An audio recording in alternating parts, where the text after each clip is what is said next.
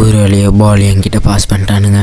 இந்த ப்ளூ லாக்கில் நாங்கள் இவ்வளோ நாள் என்ன ட்ரைனிங் பண்ணிருந்தானே இப்போ காமிக்கிறேன். ஏன்னா அந்த பால் டிஃபெண்ட் பண்ணிட்டாங்களா? இதுக்கு வாய்ப்பே இல்லையே.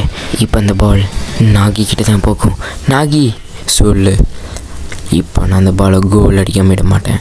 என்ன கோல் அடிச்சிடுவேன் நீ? அதுக்கு நாங்கள் உன்னை விட்டுறோன்னு நினைக்கிறியா? நான் இவ்வளோ நாள் ப்ளூ லாக்கில் என்ன பண்ணிருந்தேன் காமிக்க போகிறேன். நீங்களும் என் முன்னாடியே வெத்து வேட்டு என்னோடய ஃபுட்பால் கரியரை நான் இங்கே முடிய விட மாட்டேன். ஜப்பான், இது உங்களுக்காக. நான் தான் நாகி.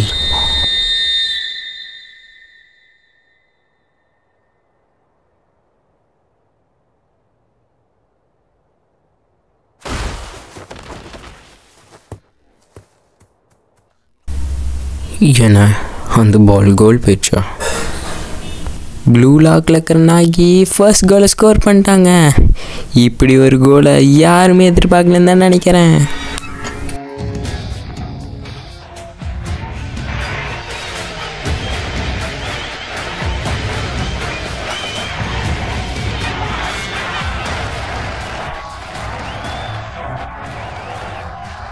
பரவாயில்லையே, எதிர்பார்த்ததோட நல்லா தான் ஆடுறானுங்க.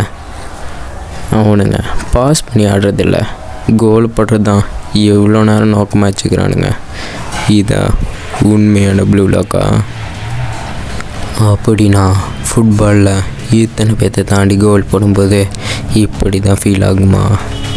பரவாயில்ல, இது எனக்கு ரொம்ப பிடிச்சிருக்கு.